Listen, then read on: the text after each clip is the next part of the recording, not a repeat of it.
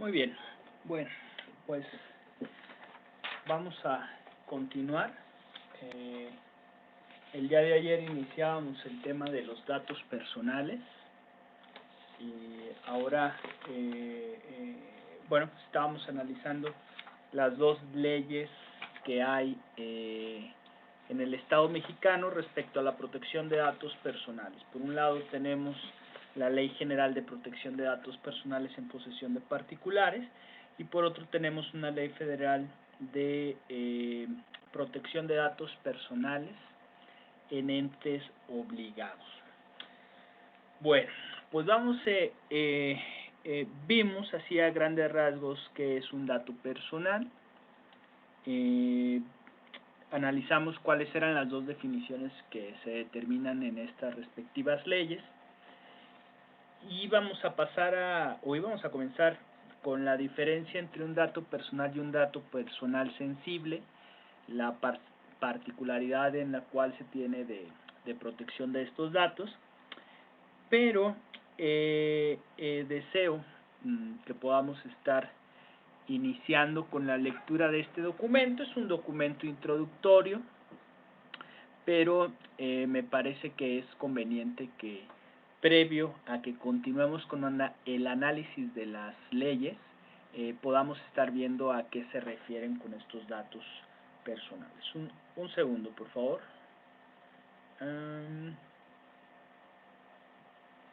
Ok, ya nada más aquí para poder estar aquí y adelante.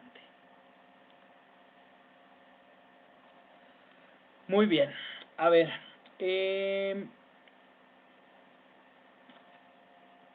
vamos a pedirle a Lucelena Miranda Martínez, por favor, Lucelena, Sí, léame, gracias Lucelena, léame por favor el título del documento que estamos observando, aquí del PDF. Por cierto, este PDF también, si tienen problemas al poder estarlo viendo mientras lo estamos leyendo, está cargado en la sección de archivos, dentro de la carpeta de los archivos que estamos viendo en la clase. Ustedes lo pueden descargar, igual manera para que lo puedan estar siguiendo. Ok, Lucelena, léame por favor el título, el nombre del autor y el resumen. Como tiene más zoom, lo voy a ir bajando la pantalla, la estaré desplazando para que usted lo pueda estar dando lectura. Adelante, Lucelena, por favor. sí. La protección de datos personales entre particulares, esbozo de un esquema de regulación y protección en México. Marcos Francisco del Rosario Rodríguez. Resumen. Con la reforma constitucional del 2009, en la cual los datos personales se exigieron como derechos fundamentales reconocidos plenamente en el texto constitucional, se dio paso a una nueva división en cuanto a la eficacia de la protección de los datos personales en México. Perfecto. Déjeme nada más, subo un poco. Adelante. Si bien esta inclusión al parecer garantiza la integridad de estos, es un hecho que la ley reglamentaria se apartó en un contenido de una protección constitucional eficaz. Por ello es necesario advertir cuáles elementos deberían integrar el incidente sistema de defensa en torno a los datos personales que existe en nuestro país y dotarlo de aspectos más solventes, buscando proyectar posibles soluciones o respuestas que evidencien el cambio hacia la constitución de un auténtico habeas data. Perfecto, gracias, sí. Es que evidencien el camino hacia la constitución de un auténtico habeas data. Perfecto, muchas gracias, Lucelena. Aquí, bueno, pues es el resumen, es un abstracto, es pues cosas más elementales de lo que va a tratar lo que vamos a estar leyendo. No me detengo mucho porque obviamente se va a estar desarrollando. En este párrafo en particular quiero destacar mucho esta última frase que en realidad es una palabra en latín, pero para que ustedes se vayan relacionando con ellas, ¿sí? Muchas de las palabras que utilizamos los abogados son en latín, ¿sí? Dentro de estas es un procedimiento, así se le denomina habeas data, en la ley viene como derechos ARCO, así se le llama, derecho de acceso, rectificación, cancelación y oposición, lo vamos a ver, pero para que ustedes ubiquen esta denominación, el habeas data. Me voy a saltar el abstract, que realmente es el resumen, pero que está en inglés, porque este es un trabajo arbitrado. Y bueno, pues aquí viene la fecha en la cual se aprobó este trabajo. Ok. Ahora, vámonos aquí con la parte de la introducción. Vamos a pedirle, por favor, a Emanuel López Aldrete Villegas. Emanuel, por favor, dele lectura aquí a lo que vamos a estar viendo en la pantalla, Emanuel. Con gusto. Uno de los temas que más preocupan en la actualidad, tanto a los estados como a los diversos sectores de la iniciativa privada, es la relacionada a la efectiva y adecuada protección de los datos personales. Con el flujo y cantidades de información existentes, vertidos en buena medida por medio de redes cibernéticas como el Internet, resulta de vital importancia diseñar mecanismos de reconocimiento y protección para el mantenimiento de la intangibilidad de los datos personales. Muy bien. En México, a diferencia de otros sistemas jurídicos, el camino hacia la concreción de un marco legal idóneo, le puedo bajar tantito porque no veo. Gracias. Ok, déjeme subir un poco más el texto para que usted lo pueda ver. Adelante. El camino hacia la concreción de un marco legal idóneo para la defensa de los datos personales ha sido largo y difícil. Esto puede tener aristas de diversa índole, entre ellas el desconocimiento de los datos personales como derechos fundamentales de las personas, así como la necesidad del Estado de ordenar, resguardar y asegurar la información y datos que posee. Perfecto. De igual manera, si quiere, hasta ahí, Emanuel. Ok. Hasta ahí. Muchas gracias, Emanuel. Ah, Ok, lo que nos acaba de leer su compañero, me voy a permitir subirlo y ahorita empiezo a bajar más. Bueno, pues es la introducción, como bien lo dice el título, pero sobre todo, pues que este es un derecho, vamos a decir, hasta cierto punto reciente. Estamos hablando de un cambio constitucional que se tuvo en 2009, ¿sí? Se introduce como una garantía constitucional y ya una vez que se tenga elevada este rango de protección de datos personales, habla aquí de una ley secundaria. ¿Cuál es esa ley secundaria? La ley que veíamos el día de ayer, la Ley General de Protección de Datos Personales en posesión de particulares, porque es de lo que trata este tema, ¿sí? Y entonces, ¿qué es lo primero que se enfrenta el Estado mexicano y en particular los mexicanos? Primero, el desconocimiento, ¿sí? ¿Por qué el desconocimiento? Pues porque anteriormente, uno, no había la cantidad de comunicación electrónica y cibernética que tenemos actualmente. Segundo, pues era una cuestión que no se le prestaba importancia, por así decirlo, y también la facilidad con la cual las personas entregaban información, ¿no? Todavía al día de hoy es muy común que ustedes puedan ver, bueno, cuando había más flujo de personas, pero en lugares donde se concentraba gente como pudiera ser la Plaza de Armas, la Plaza de la Tecnología, la Plaza del Carmen, jóvenes con algunas tabletas no electrónicas sino físicas, solicitando información para encuestas y supuestas encuestas en las cuales lo que se quería era recopilar datos personales y en el mejor de los casos era enviar una publicidad para que pudieran engancharse y comprar los productos que estaban ofreciendo.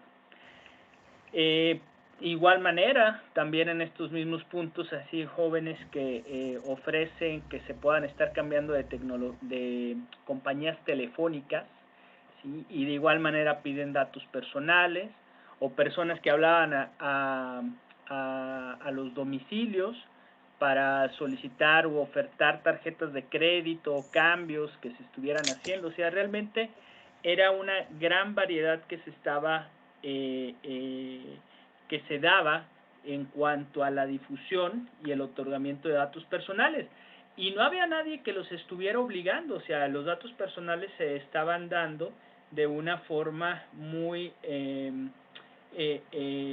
vamos a llamarlo indiscriminada, pues porque no había una regulación al respecto y sin embargo, pues tienen una enorme cantidad de negocio, ¿no? Es un valor muy preciado, ¿no? Comentábamos también en el tema de comercio electrónico que ahorita el oro cibernético que se tiene es la información, ¿no? ¿Por qué valen tanto las acciones de Facebook? ¿Por qué hay tantos asuntos como el de Cambridge Analytics, donde son escándalos las fugas de información, ¿no? ¿Por qué han estado buscando las personas que desean romper esos candados de seguridad, las bases de datos que se tienen, por ejemplo, de Sony, que resguarda de los jugadores de juegos, las cuentas de Xbox, bueno, mucha información, porque precisamente los hábitos de consumo son los que priorizan pues aquellas cantidades que se puedan estar destinando para comprar una u otra cosa. ¿Por qué Amazon? ¿Por qué hay Mercado Libre, Linium? Todas esas tiendas por internet tienen alta demanda pues de consumo de los clientes, porque precisamente ese es el trabajo de esos algoritmos, de poder estar ofertando compras que pudieran ser de mayor gancho, por así decirlo, o atractivas para los clientes y que pudieran estar comprando productos. Ok, entonces, bueno, vamos a estar viendo, voy a irme nada más a las 3 primeras notas al pie de página para después continuar con la segunda. Bueno, esto es de donde están tomando estos textos para que se puedan estar confrontando. ¿Qué significa confrontando? No es una pelea, sino es simplemente el de que se pueda estar remitiendo a consultar estos libros, ¿sí? Son libros de 2003, de un boletín de política informática, donde se hace la pregunta, el autor Cristos Velasco San Martín, que si es necesario contar con una regulación específica en la privacidad y protección de datos en Internet. Y otro libro de Aristeo García González, ya hemos leído también algunos textos de este autor, incluso hasta me parece que también, no recuerdo si en este curso lo subí, pero Aristeo también escribe algunas cosas interesantes. La protección de datos personales, derecho fundamental en el siglo XXI, un estudio comparado, del Boletín Mexicano de Derecho Comparado, ¿sí? También lo publica el Instituto de Investigaciones Jurídicas de la UNAM, y de Ernesto Villanueva, que es un politólogo, ¿sí? Porque no recuerdo si es, no, si es abogado, pero él escribe en la Facultad de Ciencias Políticas, del derecho de acceso a la información pública en Latinoamérica. Él tiene un diccionario de derecho a la información bastante bueno que se lo recomiendo para quienes quieran estar profundizando en el tema. Ok, vamos al siguiente párrafo. Valeria Navarro Nava, ¿está por ahí, Valeria? Sí. Gracias, Valeria. Léame, por favor, el párrafo que empieza con de igual forma hasta el año 2002 y ahorita nos pasamos a la siguiente hoja. Ok. De igual forma, agentes distintos al sector público han propiciado de forma permanente vulneraciones en la esfera política de aquellas personas que, por diversas razones, sostienen algún tipo de relación en el ámbito privado. En las relaciones entre particulares, las personas no cuentan con un mecanismo de protección disponible que pueda solventar cualquier situación de afectación en sus datos personales. No así en el ámbito público, que a partir de la promulgación de la Ley Federal de Transparencia y Acceso a la Información Pública Gubernamental en el 2002. Ok, vamos a pasar a la siguiente. No, espéreme. Déjeme nada más, me ubico.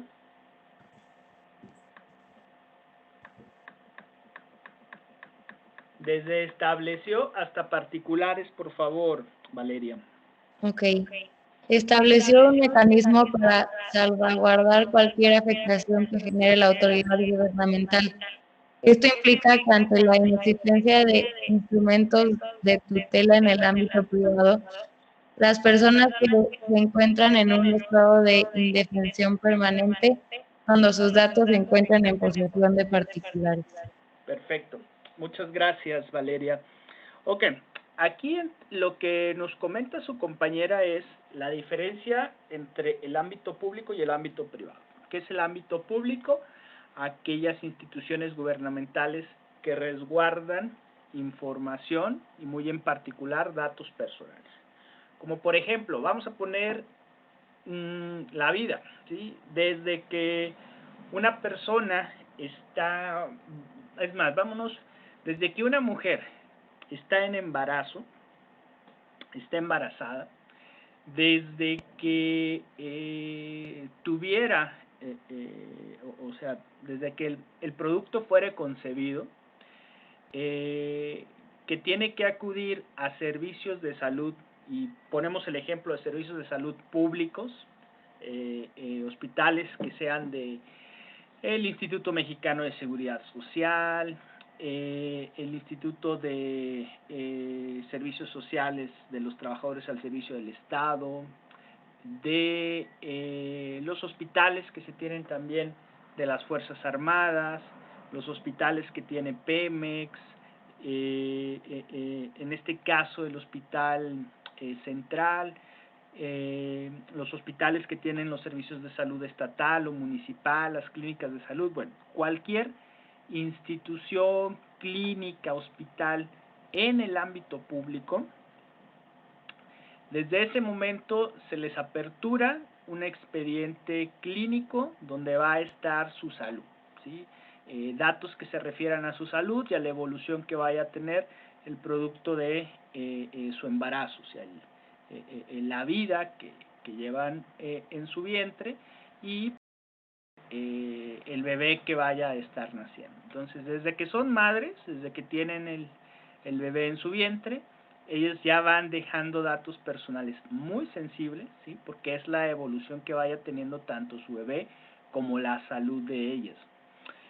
Ahora, ya una vez que nace, ¿qué sucede con el bebé? Bueno, pues de igual manera se le van asignando ciertos datos tanto ahí en el hospital como en su alta para que se le otorgue un acta de nacimiento. En esa acta de nacimiento pues ya se está asignando un nombre, los nombres de sus padres, los nombres de sus abuelos, incluso hasta los testigos que están acudiendo ahí a la celebración de ese acto civil.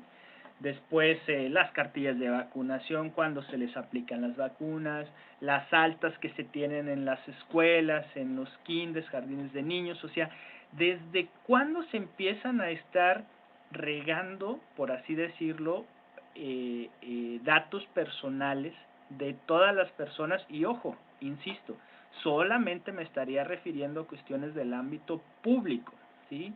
Todavía no entraríamos al ámbito privado.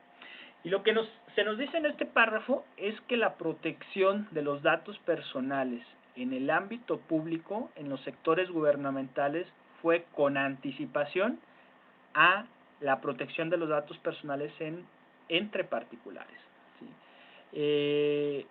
La Ley Federal de Transparencia es de 2002, la Ley de Protección de Datos Personales es hasta, el rango, la elevación a rango constitucional de los datos personales en posesión de particulares es hasta 2009, y un año después es que se tiene la Ley General de Protección de Datos Personales.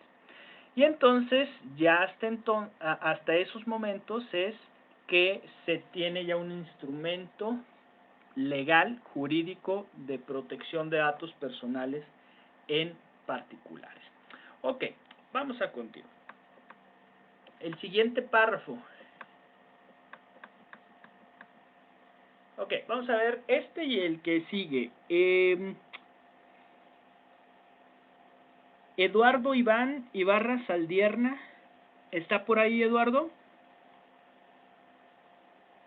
Sí, aquí estoy. Gracias, Eduardo. Por favor, mire, me va a leer 2 párrafos. El que tenemos a la vista, en que empieza en cuanto a la protección de los datos personales y termina con propiciando una violación factible de estos, y el siguiente que inicia con la hipótesis del presente artículo, y vamos a ir bajándolo un poco, ¿sí? Adelante, Eduardo. Sí, claro. En cuanto a la protección de los datos personales en el ámbito público, las herramientas jurídicas no garantizan la inalienabilidad de los datos, tampoco estándares tecnológicos y jurídicos que eviten posibles fugas o sustracciones de datos. Esto, sin duda, dificulta la salvaguarda efectiva de los datos personales, propiciando una violación factible de estos. La hipótesis del presente artículo consiste en evidenciar que, a pesar de la reforma del artículo 16 de la Constitución Política de los Estados Unidos Mexicanos, no existe un esquema de protección constitucional expreso y concreto que permita una acción de seguridad inmediata sobre los datos personales cuando existe la posibilidad de que los mismos se vean vulnerados en el ámbito privado. Perfecto. Muchas gracias, Eduardo. Sí, pues nada. Ok, entonces, estos 2 párrafos que nos acaba de leer su compañero, o sea, nos está diciendo, si bien es cierto, se tenía en ese entonces, en 2012, que fue cuando se escribió este artículo, herramientas jurídicas que protegen los datos personales en instituciones públicas, no garantiza, esta es otra de las palabras que ustedes van a estar viendo, incluso probablemente ya lo vieron en la parte introductoria de introducción al estudio del derecho o teoría general del derecho, no garantiza la inalienabilidad.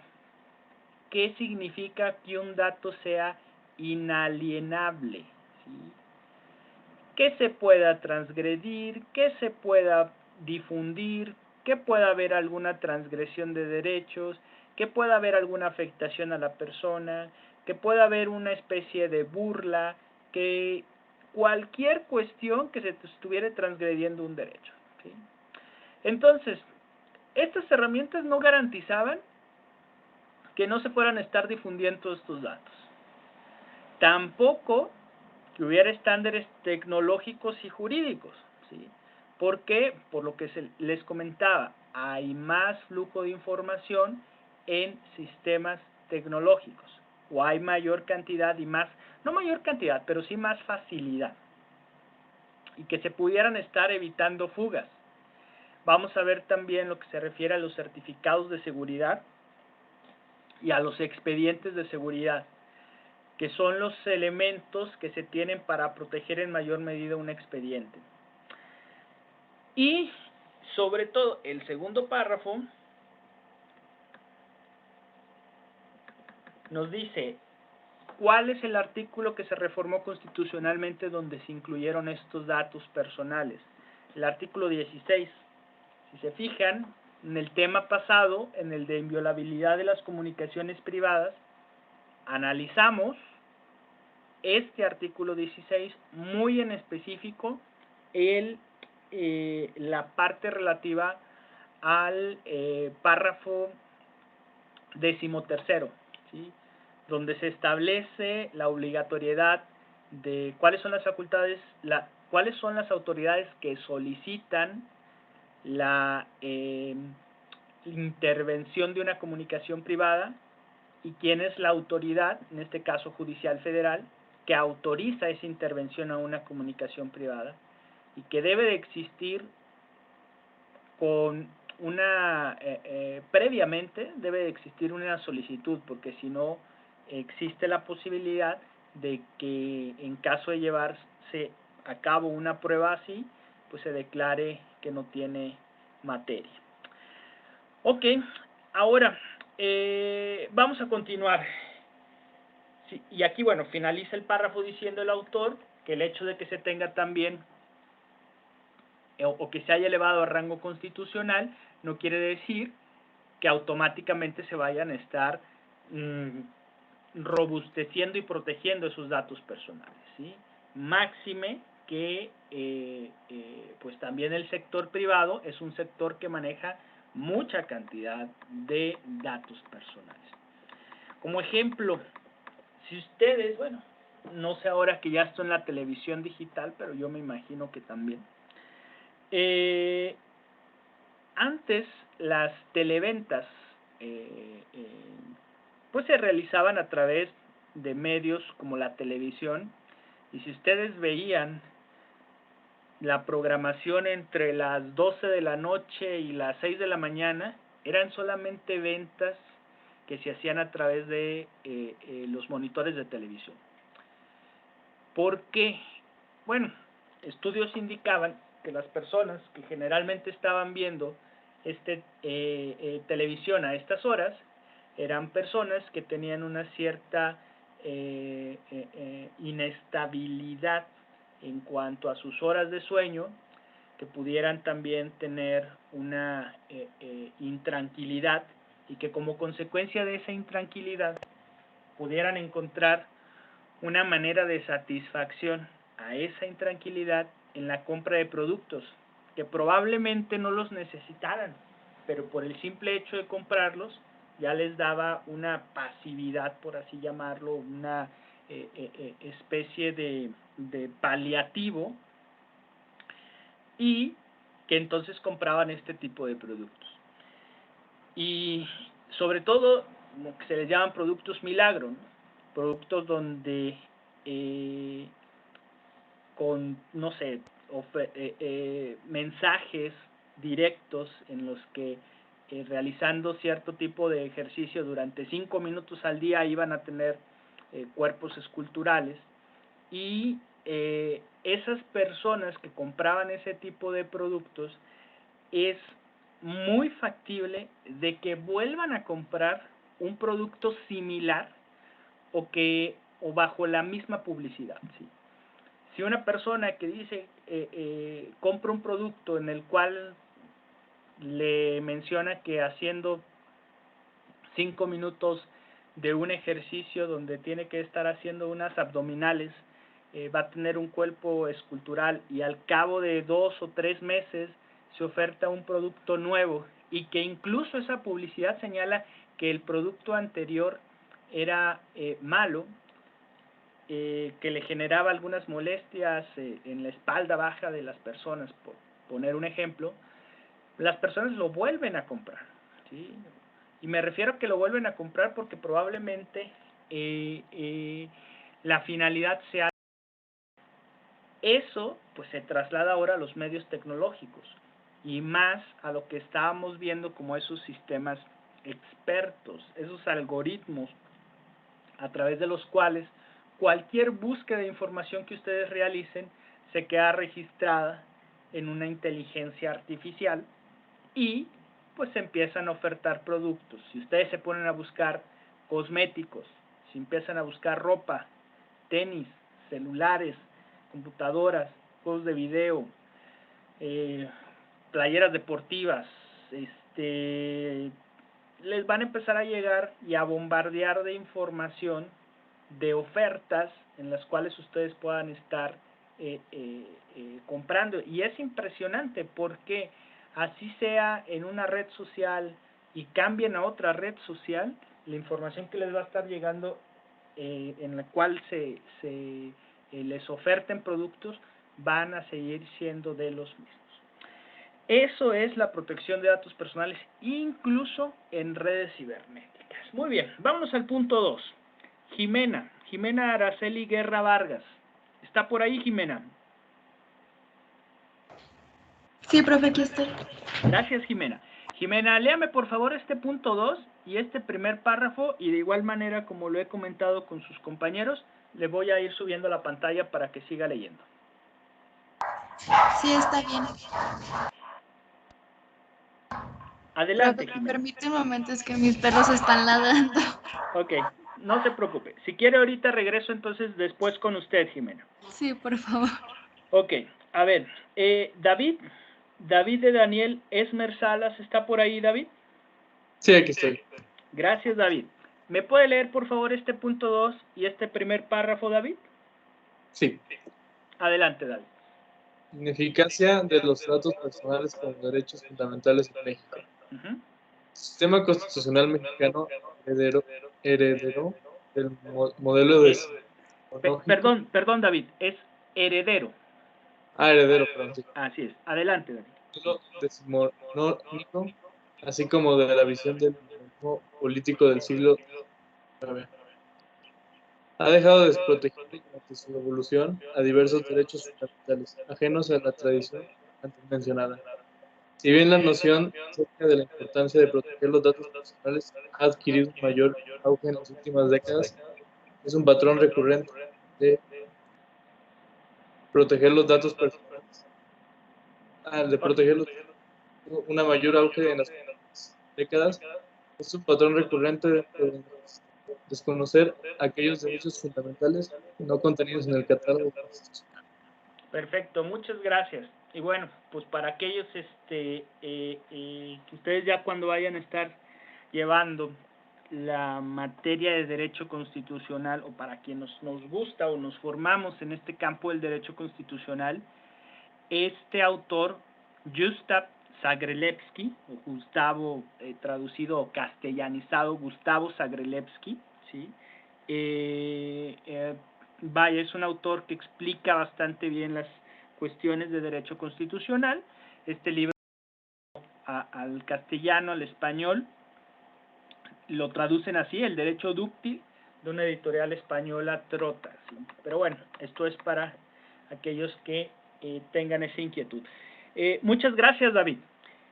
Este primer párrafo de este punto 2 nos dice: nosotros somos, el sistema constitucional mexicano es heredero del modelo decimonómico, así como de la visión del liberalismo político del siglo XIX.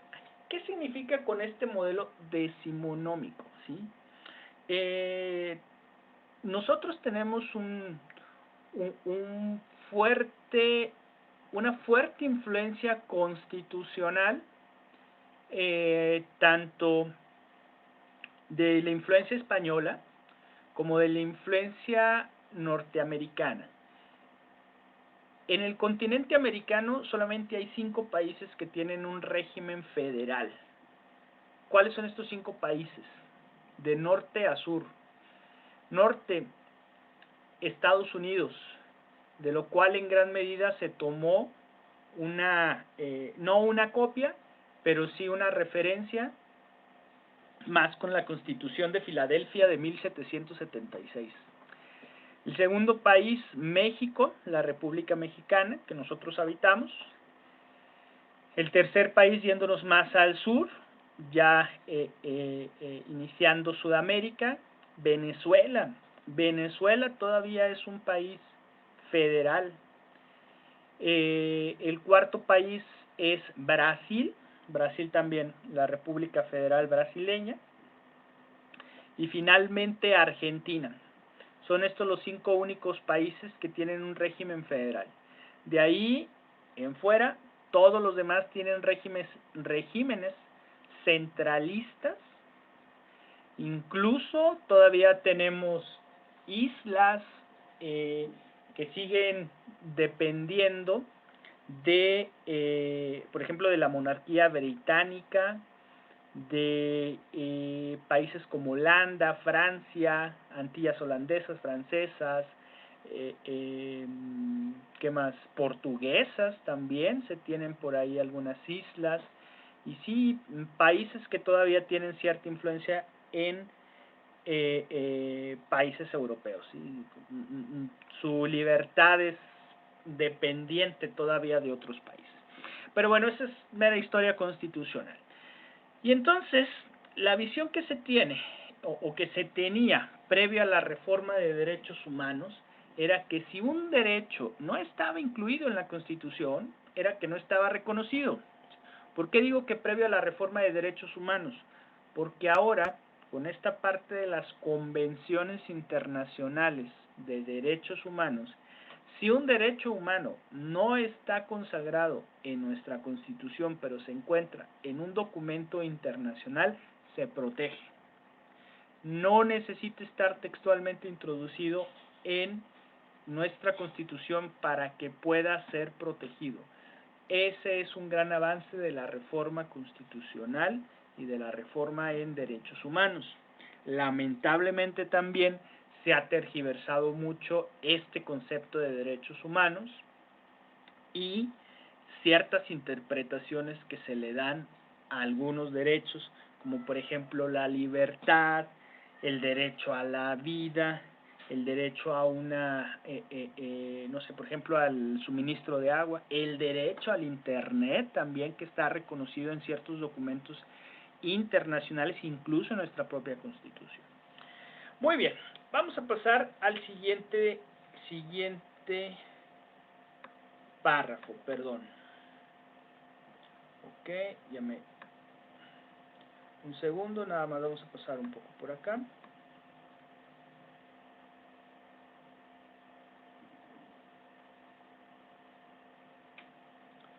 Ok.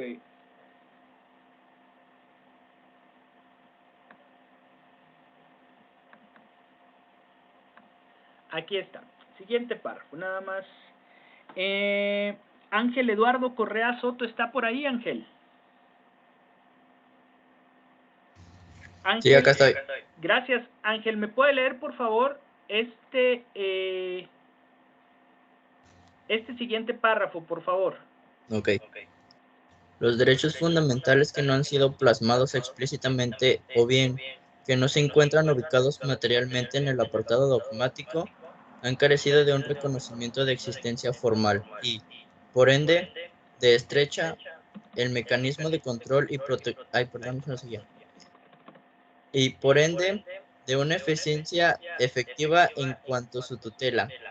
Bajo esta óptica estrecha, el mecanismo de control y protección jurisdiccional diseñado para la salvaguarda de la esfera jurídica de las personas, juicio de amparo, solo se había utilizado hasta antes de la reforma constitucional del 10 de junio de 2010, para aquellos derechos fundamentales explícitos en el texto constitucional. Sí, un segundo, Ángel. Déjeme nada más aquí.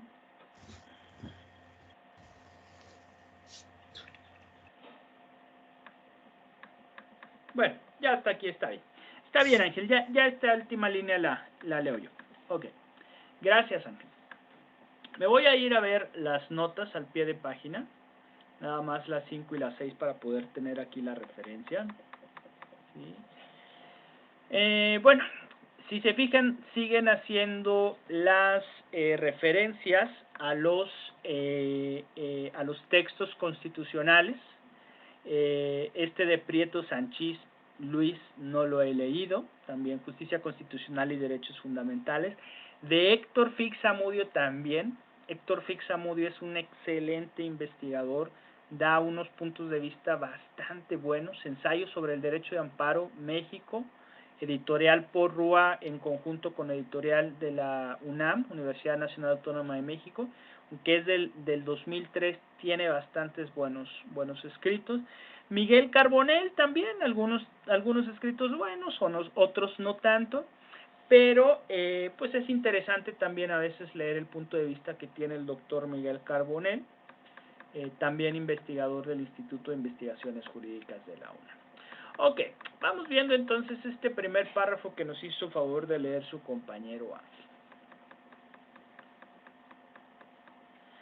Estos derechos fundamentales, comentábamos que no han sido plasmados. ¿Qué se refiere? Que sean plasmados explícitamente, que sean escritos, que los tengamos en la Constitución, o que no se encuentran materialmente en el apartado dogmático.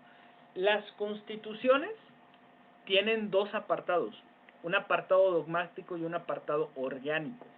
La parte orgánica se refiere a la organización interna de las instituciones, ¿sí? Tenemos una ley orgánica del Poder Judicial del Estado, tenemos una ley orgánica de la Administración Pública Federal o Estatal, que se refiere a las distintas dependencias que integran el Poder Legislativo.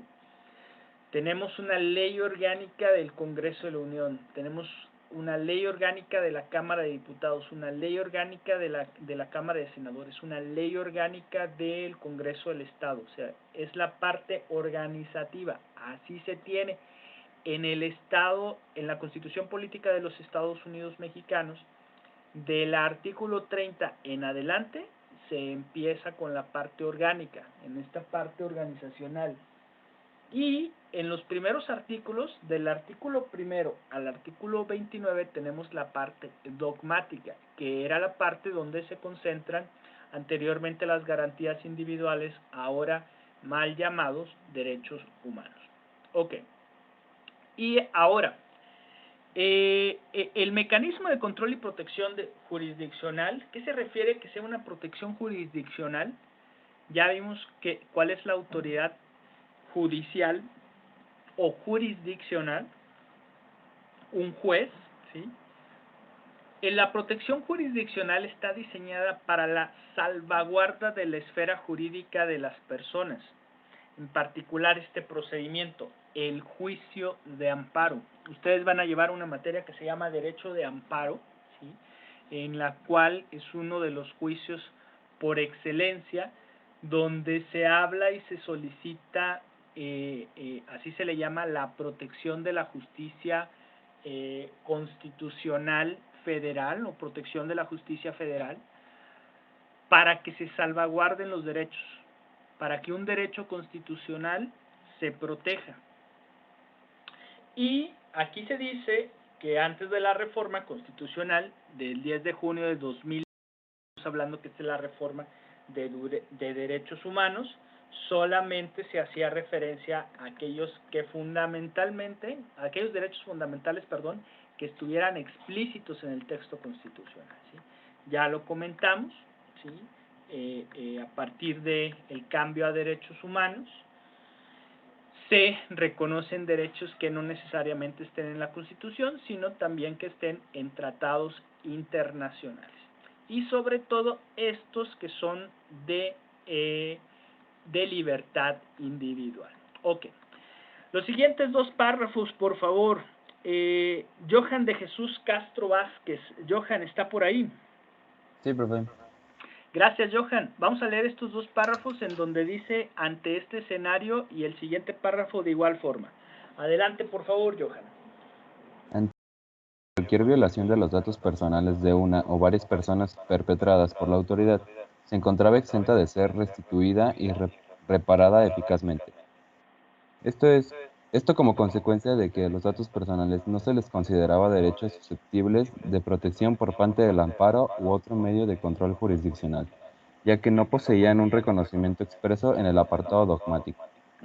De igual forma, como parte de la tradición jurídica decimonónica y liberal imperante en nuestro país en buena parte del siglo XX, se ha mantenido el paradigma sobre la relación y efectos verticales de los derechos fundamentales. Esto implica que solo existe el deber de proteger a dichos derechos por parte de la autoridad y, por ende, solo ésta puede vulnerarlos a través de su actuación u omisión. Sígale, por favor, Johan. Al verse acotado en sus efectos, los derechos fundamentales no reconocidos de naturaleza social y difusa se habían visto provistos de una proyección positiva que reúne en una vigencia plena y viable. Perfecto. Bueno, pues es semejante, ¿no? Lo que el autor nos está diciendo. Si no estaban expresamente, si no estaban textualmente, si no se observaban y se veían estos derechos fundamentales o estas garantías constitucionales en un texto constitucional, no estaban protegidos, ¿no? Bueno, vamos a seguir con el siguiente párrafo. Como consecuencia, si me hace favor, José Alfredo Bueno Alejo. José Alfredo, ¿estará por ahí? Sí. Gracias, José Alfredo. Por favor, léame este párrafo que inicia como consecuencia hasta un poquito más abajo, que es aquí factor esencial en el quehacer del Estado. Adelante, José Alfredo. Como consecuencia de la reforma constitucional antes citada, así como la llevada a cabo en materia de amparo el 6 de junio del mismo 2010, permiten un reconocimiento pleno de los derechos humanos, no solo aquellos de derechos que se encuentran contenidos en la Constitución, sino también los regulados en cualquier tratado internacional que el Estado mexicano haya ratificado. Ujú. Este bloque de constitucionalidad que se ha formado posibilita la protección y vigencia de cualquier derecho, sea individual, social o difuso. La judicialización de los derechos humanos garantiza un respeto al principio pro persona como factor esencial en el quehacer del Estado. Perfecto. Muchas gracias, José Alfredo. Bueno, pues igual vuelve a señalar lo mismo. Hace referencia a otra reforma constitucional ahora, a la ley de amparo. Esta fue del 6 de junio de 2010, que fue una reforma como consecuencia de el cambio que se tiene de derechos humanos y el inicio de la 10ª época. Recuerdan que cuando veíamos el Semanario Judicial de la Federación, la página de la Suprema Corte de Justicia de la Nación y la manera en la cual nosotros localizábamos tesis o jurisprudencias dentro del Semanario Judicial de la Federación, que se dividían en épocas. La última época, que es la época actual, inicia precisamente con estas reformas en materia de derechos humanos y da comienzo la 10ª época en el año 2010. O sea, es decir, tenemos 10 años que tenemos esta 10ª época. Ahora, habla también, nada más permítanme un momento, por favor.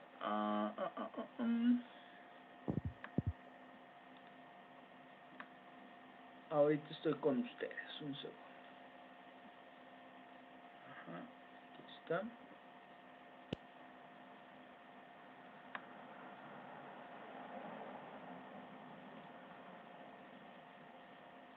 Muy bien.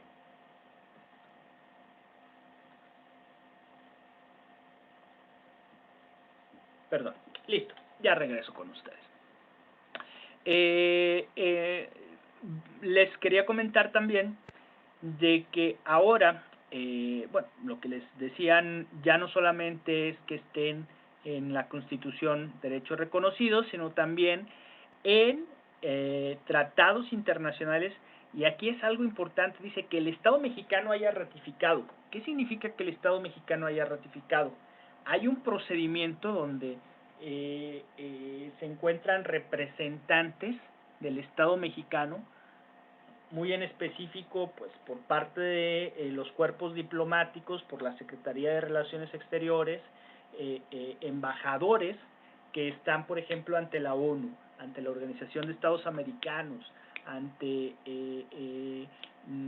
la Organización Mundial de la Salud, ante la Organización Mundial de Comercio, ante estos distintos órganos de derechos humanos, de la ONU, muy en particular, pero que firman documentos, firman instrumentos internacionales y que después son ratificados por el Estado mexicano a través del Senado de la República.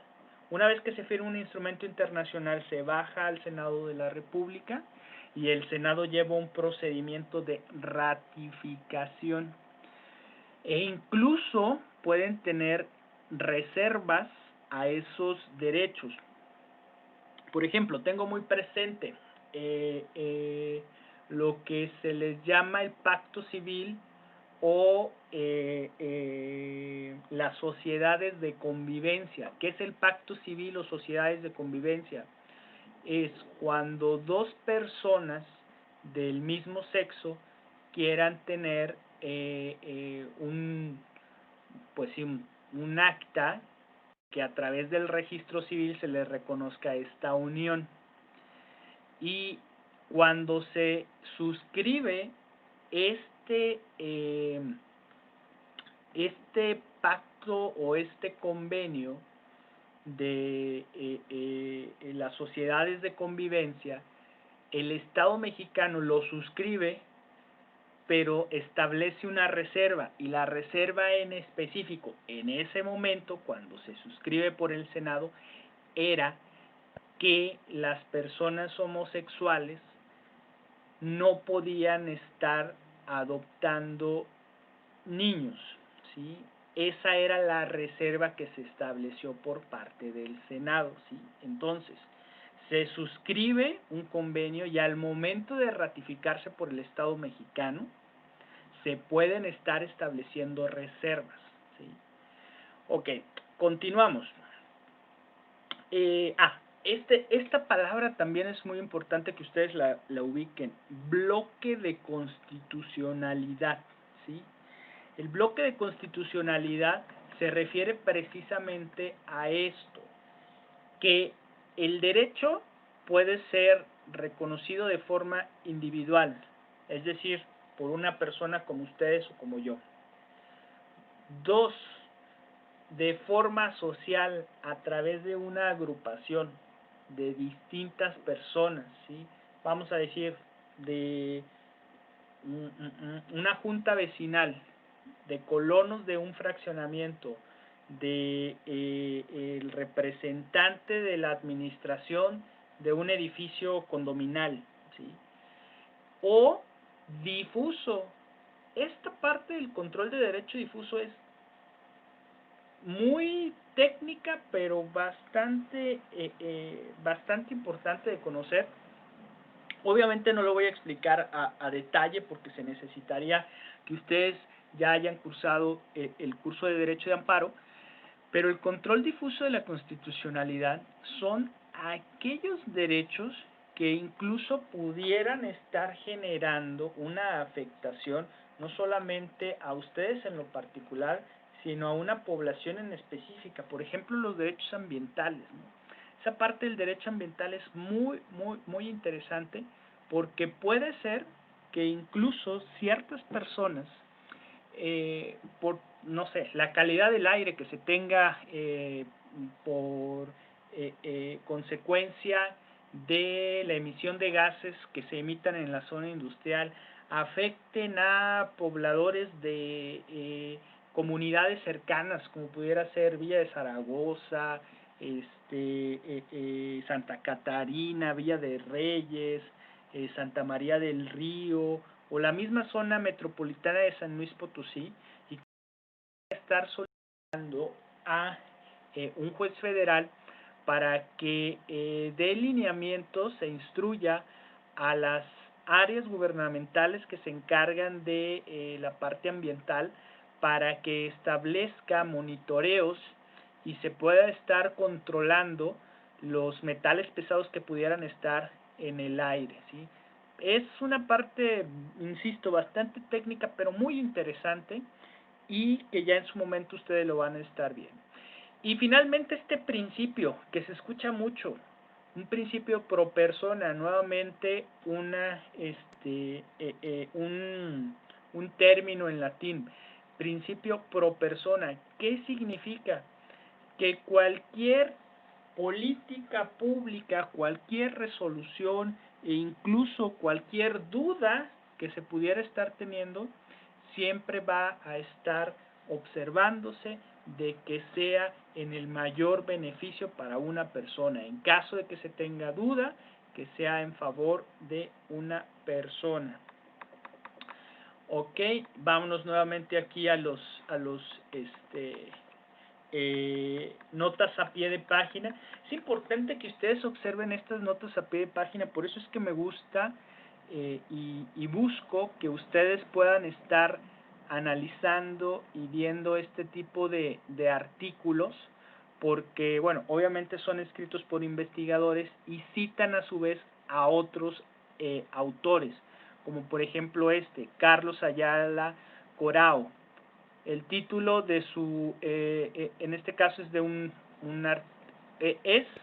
artículo de una compilación que hace Eduardo Ferrer MacGregor, otro excelente procesalista constitucional, y el título de este artículo es Recepción de la jurisprudencia internacional sobre derechos humanos por la jurisprudencia constitucional. Ok, vamos a parar hasta aquí. Nos quedaríamos en este párrafo, ¿sí? La irradiación en los efectos de los derechos fundamentales. Insisto, este texto ustedes ya lo tienen ahí la compilación de sus archivos, y para que mañana podamos estar continuando.